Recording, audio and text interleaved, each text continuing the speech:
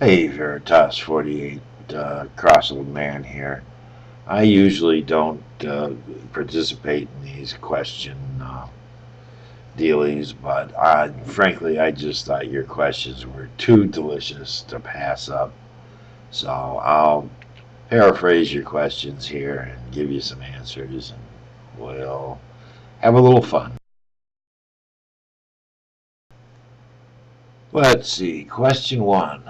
What would I say to God if, when I died, I found myself standing before Him? Well, I'm not exactly sure what I would say, but I would think it would be very close to the sort of thing that you, Veritas, would say if, when you died, you suddenly found yourself reincarnated as a black child in Zimbabwe, Africa. I mean, I think your first reaction would be something to the effect of, what the fuck? I don't think mine would be any different.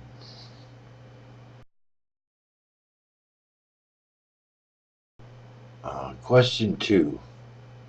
What sort of evidence would it take for me to believe in a God? Well, I'm rather partial to the Arthur C. Clarke 2010 scenario where God simply announces he's going to create a second sun in the solar system, and poof, Jupiter becomes a new sun. I'd like that a whole lot. That'd be really cool. Um, and of course, the usual stuff. If there was good documented evidence that a giant hand came down and stopped some disaster or something, that might do it.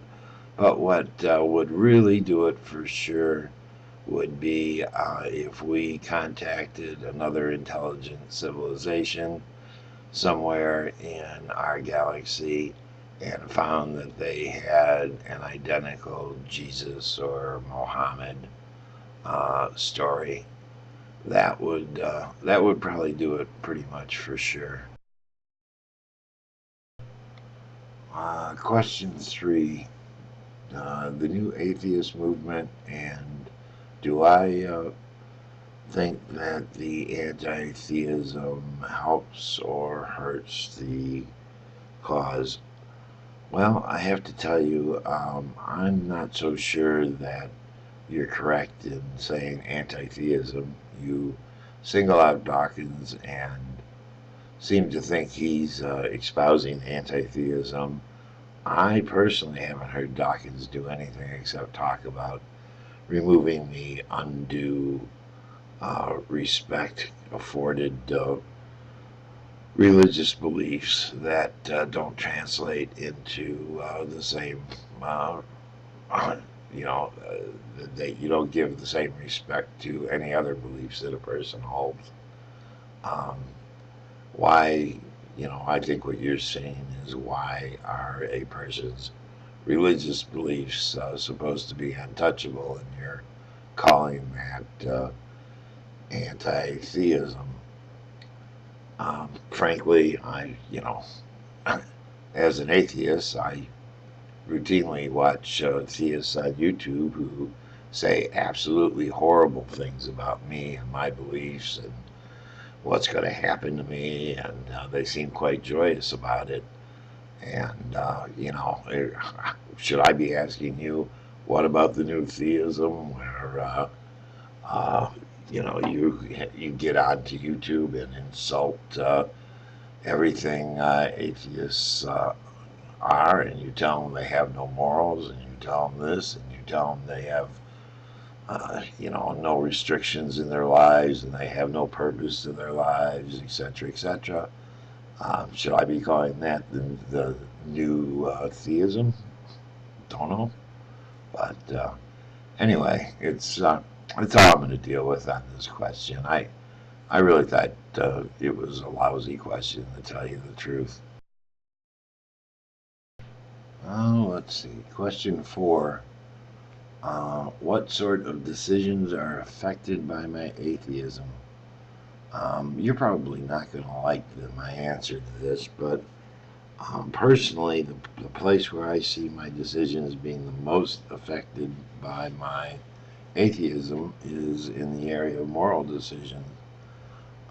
Frankly, I consider a lot of theist moral positions extremely shallow and meant to please a invisible deity instead of benefit humanity. And I personally have no understanding of how people can hold some of the positions that they do based on their belief in a God. Um, I'm a huge advocate of personal responsibility towards people you've harmed. And, it seems to me that theists want to leave themselves off very lightly when it comes to that. Basically, they say, oh, sorry, God, and the victim be damned. They're that's the extent of their moral obligation is to please God.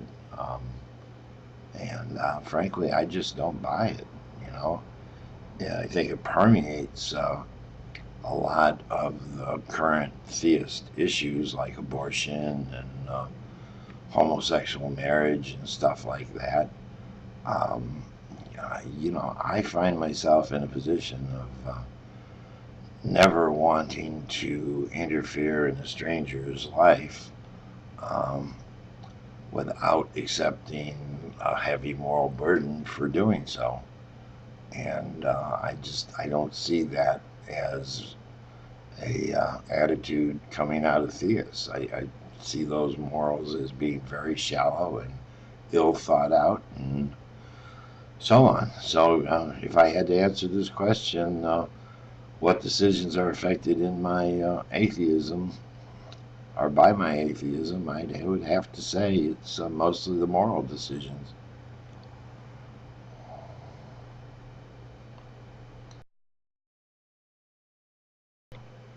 And then finally, we have question 5 here. What is more important, gaining true beliefs or not gaining false beliefs? I'd have to say personally, I'd say not gaining false beliefs.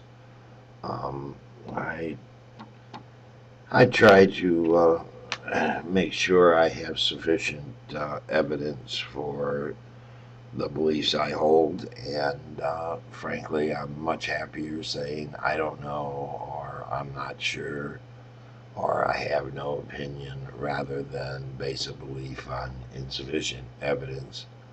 Um, so, yeah, I'd say not gaining false beliefs is probably more important to me than gaining true beliefs.